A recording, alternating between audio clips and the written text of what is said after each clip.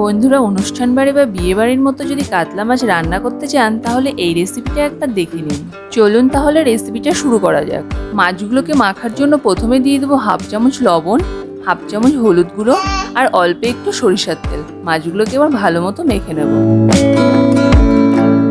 মাছগুলো মাখানো কমপ্লিট। এবার গরম কড়াইয়ে দিয়ে দেবো 50 গ্রাম সরিষার তেল। এবার একটু ভালো মতো নাড়াচাড়া করে তেলটাকে গরম করে নেব। তেলটা এবার ভালো মতো গরম হয়ে গেছে। এবার মাছগুলোকে ছেড়ে দেব। মাছটা আমার এক সাইড ভাজা হয়ে গেছে। এবার মাছগুলোকে উল্টে নেব।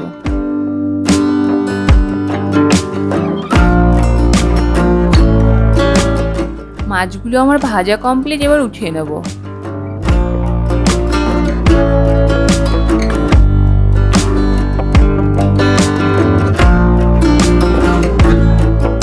দেখুন, সব মাছগুলোকে আমি এইভাবে ভেজে নিয়েছি।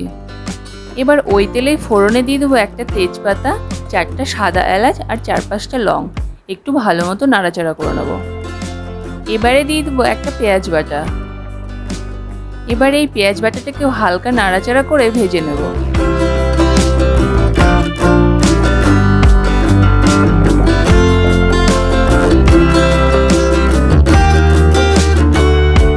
এবার দিয়ে দেবো আদা বাটা।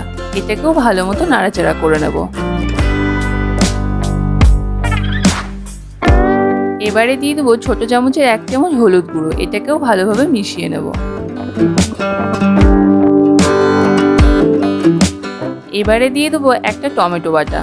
আর এই টমেটো বাটাটাকে ভালো মতো কষাবো যাতে টমেটোর কাঁচা গন্ধটা চলে যায়।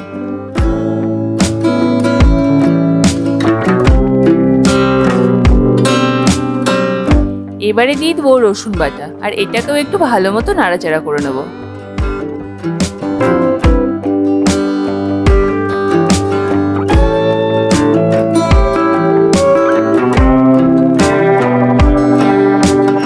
এখন দিয়ে দেবো লঙ্কা বাটা। এখানে শুকনো লঙ্কা আর কাঁচা লঙ্কা দুটোই মিক্স করে বাটা আছে। এবার সবকিছুকে কিছুক্ষণ ভালো মতো কষিয়ে নেব।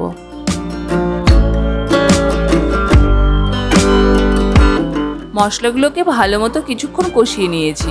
আর মশলা থেকে ভালো মতো এবার তেল ছেড়েছে। এবার দিয়ে দেবো হাফ চামচ লবণ। এবার একটু ভালো মতো নাড়াচাড়া করে মশলার সঙ্গে মিশিয়ে নেব। লবণটাকে মশলার সঙ্গে ভালোভাবে মিশিয়ে নিয়েছি। এবারে দিয়ে দেবো কাজু আর পোস্ত বাটা। এবার সব কিছুকে ভালো মতো নাড়াচাড়া করে আরও কিছুক্ষণ কষিয়ে নেব।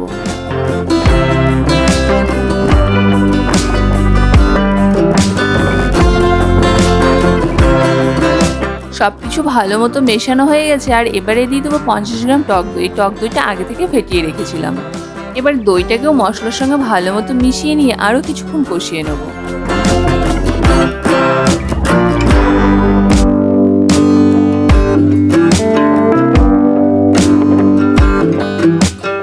আর এইবারে দিয়ে দেবো জিরা আর ধনিয়া বাটা। এটাকেও একটু ভালো মতো নাড়াচাড়া করে নিয়ে কষতে দেবো কিছুক্ষণ। আর বন্ধুরা, এই অনুষ্ঠান বাড়ির মতো মাছের রেসিপিটা করতে গেলে সব মশলাই কিন্তু আলাদা আলাদা দিতে হবে।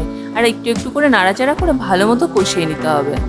এবারে আমি সব মশলাগুলোকে কিন্তু অনেকক্ষণ ভালো মতো কষিয়ে নিয়েছি। আর মশলা থেকেও দেখুন ভালো মতো তেল ছেড়ে এসেছে। এই সময় দিয়ে দেবো জল। এবার সব মশলাগুলোকে জলের সঙ্গে ভালো মতো মিশিয়ে নিয়ে ফুটতে দেবো কিছুক্ষণ। দেখুন, ঝোলটা ভালো মতো ফুটে এসেছে। এবার দিয়ে দেবো ছোট চামচের 1 চামচ চিনি। আর এটাকে একটু নাড়াচাড়া করে মিশিয়ে নেব। ঝোলটাকে আমার অনেকক্ষণ ফোটানো হয়ে গেছে। এবারে দিয়ে দেবো ভেজে রাখা মাছগুলো। এবারে আস্তে আস্তে নাড়াচাড়া করে মাছগুলোকে ঝোলের সঙ্গে মিশিয়ে দেবো। মাছগুলোকে ভালো মতো সেদ্ধ করার জন্য এবার কিছুক্ষণের জন্য ঢাকা দিয়ে রাখবো। এবার ঢাকাটাকে তুলে নেব। আর এখানে বন্ধুরা আমি মিডিয়াম ফ্লেমে রেখে 3 মিনিটের জন্য ঢাকা দিয়ে রেখেছিলাম। এবার একটু হালকা হালকা করে নাড়াচাড়া করে নেব। আর ঝোলটাকে আর একটু টানানোর জন্য আমি এইভাবে আরও কিছুক্ষণ ফুটতে দেবো। আর এই সময় দেখুন বন্ধুরা, গ্রেভির কালারটা কতটা সুন্দর হয়েছে। আর গন্ধটা তো খুবই ভালো বেরিয়েছে। আর ঝোলটাও যেহেতু আমার হয়ে এসেছে, এই সময় দিয়ে দেবো কিছু কুচিয়ে রাখা ধনিয়া পাতা।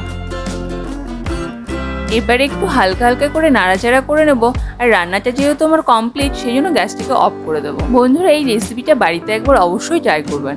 আর কমেন্ট বক্সে জানাবেন কেমন লাগলো। আর আমাদের চ্যানেলে নতুন নতুন সুস্বাদু রান্নার ভিডিও পেতে চ্যানেলটিকে সাবস্ক্রাইব করুন এবং পাশে থাকা বেল আইকনটিকে অবশ্যই অন করুন। সবাই ভালো থাকুন, সুস্থ থাকুন। ধন্যবাদ বন্ধুরা।